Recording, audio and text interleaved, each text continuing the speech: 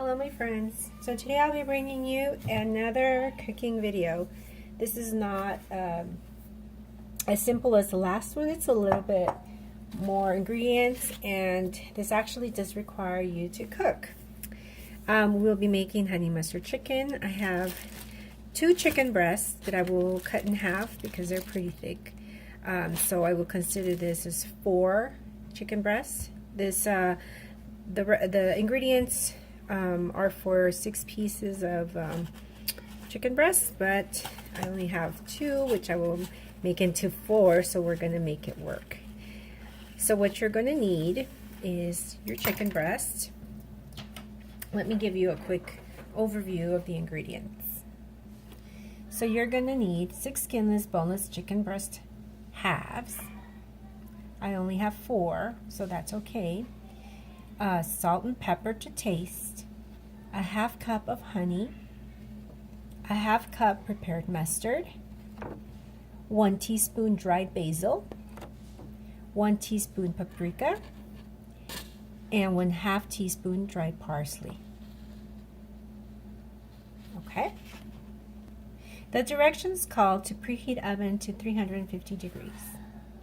You sprinkle the chicken breasts with salt and pepper to taste and place in lightly greased 9 by 13 inch baking dish. In a small bowl, you combine the honey, the mustard, basil, paprika, and parsley. You mix well, and you pour half of this mixture over the chicken and brush to cover. Bake in the preheated oven for 30 minutes. Turn chicken pieces over and brush with the remaining half of the honey mustard. Bake for an additional 10 to 15 minutes or until chicken is no longer pink. Add juices, and juices rin clear, sorry. You let it cool 10 minutes and then you can serve.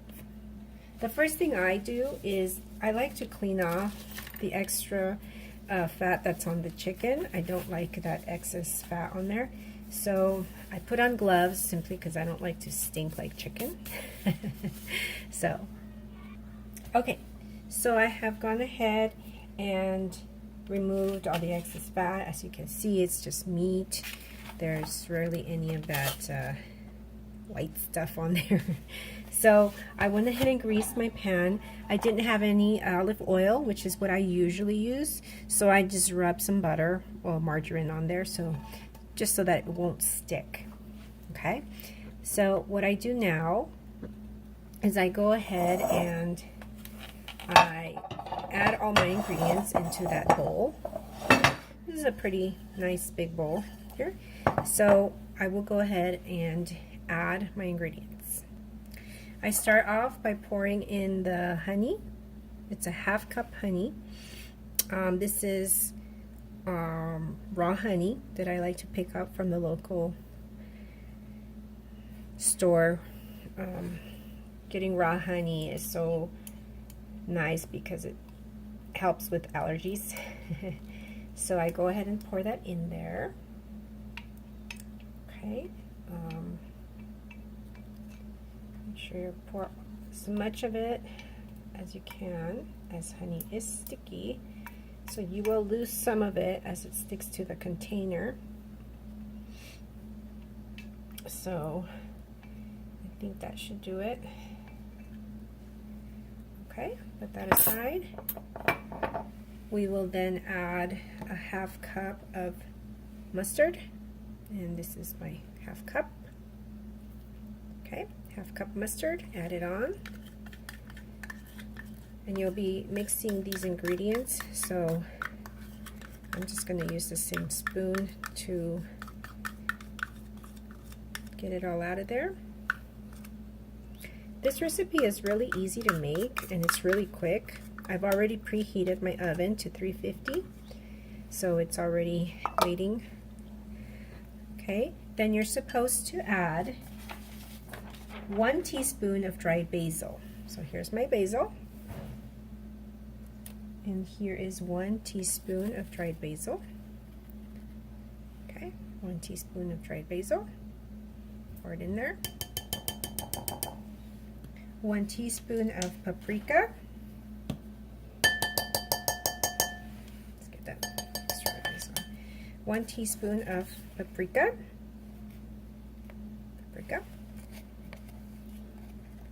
So there is my 1 teaspoon of paprika. See? I make this recipe a lot because my kids love this. And then you add a half teaspoon of parsley. So there's my parsley flakes. Okay? So there's my half teaspoon. Now you can alter this recipe however you want. My oven is ready. You can add, remove things that you like or don't like, and it's really, really easy to make. So now I'm going to go ahead and mix these together, mix those wet ingredients together. Okay. As you can see, I ended up with 4 halves. Like I said, the recipe calls for 6, but I only had 2, so I ended up with 4 halves of chicken. Remember to grease your pan that you're going to be cooking in. Okay, so now I'm going to mix these ingredients until they're well mixed. Let me go ahead and mix that together for you. So this is like the chicken ends up being really sweet. So if you can't do the sweetness, you can always put less honey in it. Maybe it's too much for you, or you know. But this is a really easy, quick recipe. It's one of my go-tos when I'm in a hurry or I don't feel like making this humongous dinner. Okay, so there's the ingredients. So what I do now is I go ahead and salt and pepper the bottom of the pan because that's where the chicken will stick. Let me get those real quick. Okay, so I just have here my salt and pepper. I'm running out of pepper. So what I do is I just quickly sprinkle on some salt on here. Just eye it. Some people like more salt, some people like more pepper. I like the pepper. So I go ahead and that's what it looks like for me. Okay. And then I go ahead and I add the chicken pieces, and I use a fork because once again I don't want to smell like chicken. Alright, so I go ahead and grab one of the halves and just lay it on there. Okay. And then grab the other half. Okay.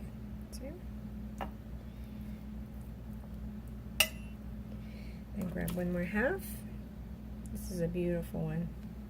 Like I said, this chicken was thick, so my halves are actually pretty good size.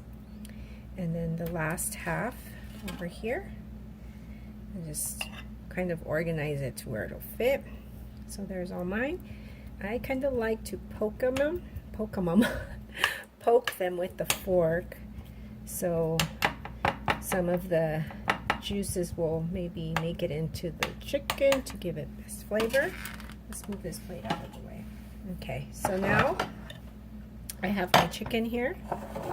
My oven is already ready. It already preheated. So now what I do is I go ahead and put salt and pepper on this side of the chicken. So salt and pepper to taste. If you like lots of salt, go ahead and go. I don't like using too much salt, but the pepper, I do. I love pepper. So I'm going to go ahead and probably use the rest of my pepper here.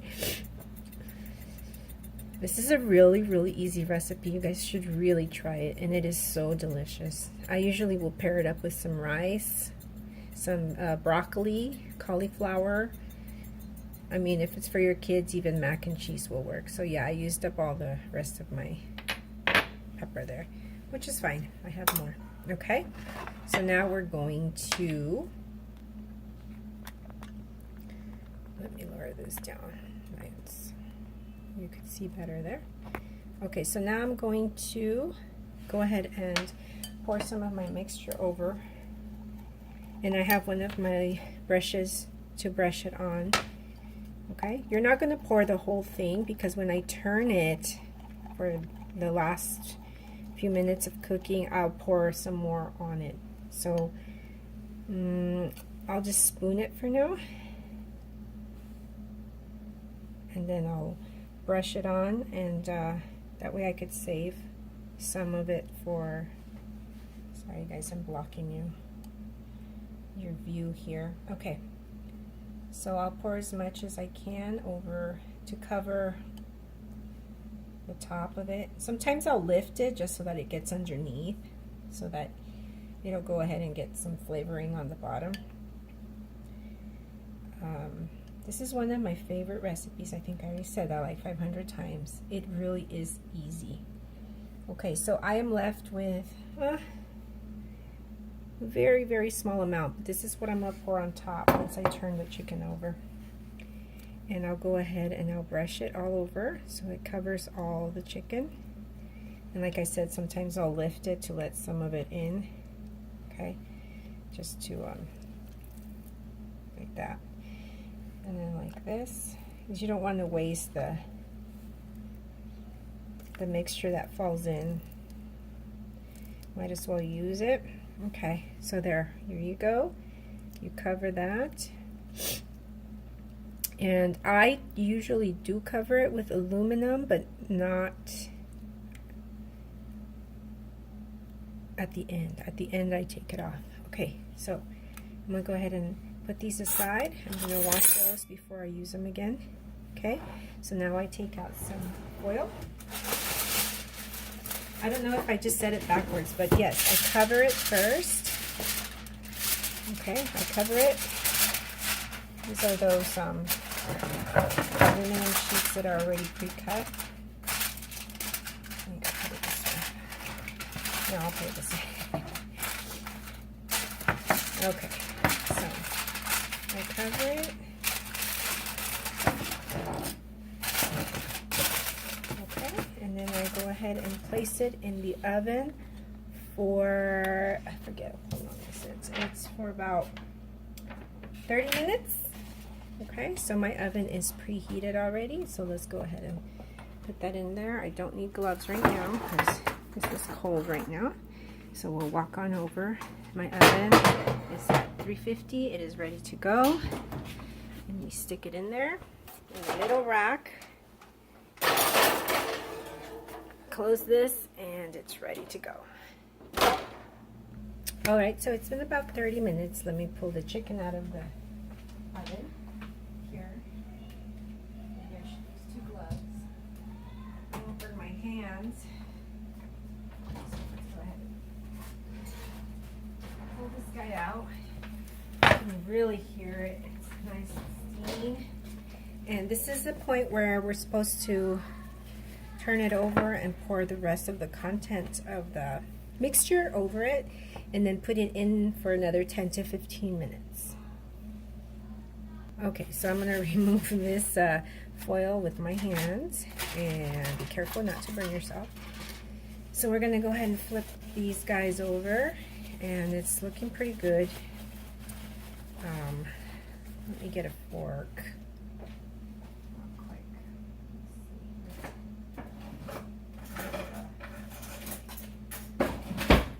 Go ahead and just use a plastic fork for now. Alright, so I'm going to go ahead and flip these guys over. Okay. 2, 3. And it's only 3 of us, so this is perfect amount. You can always adjust the recipe to more or less whatever you need. If you were going to serve a party, you're going to need more, of course. Party of who knows how many people. You adjust the recipe to what you need, and I go ahead and pour this over. Put it there, so go ahead and brush it over again. And then this is where I leave it uncovered for these last 10-15 minutes. I don't cover it anymore because sometimes I like for it to kind of brown on top, because I love that cooked brown sugar looking chicken. So I'm going to go ahead and put this back in the oven for another 10 minutes, and then we'll see the final results. Alright, it's been 10 more minutes, actually about 12 minutes. I'm going to go ahead and take out the chicken from this oven, and we will see the final results. Okay, so here it is, final results. I'm going to go ahead and cut it, and we shall see. I usually like to cut the thickest part, the thickest piece, because that makes me know that it was fully cooked. So let's go ahead and do that. And I take a look at the middle, make sure it looks not pink. So there you go, nice and juicy. It is perfectly cooked. Let me zoom in a little bit on that. It looks very good. It's nice and juicy. There is no pink, so that means it is ready to eat. I'm going to pair this today with some white rice that I'm cooking. It's just white, just plain old steamed rice. Alright, so I hope you enjoyed my video. I hope you give this recipe a try. It's very easy. It is very good. It's very delicious. And you can basically pair it with anything. Vegetables are good. Rice. Maybe mac and cheese for your kids. Maybe a baked potato. Either way, it's really good. And enjoy it. Thanks for watching. Don't forget to give this video a thumbs up and like and subscribe for future videos. Thanks for watching.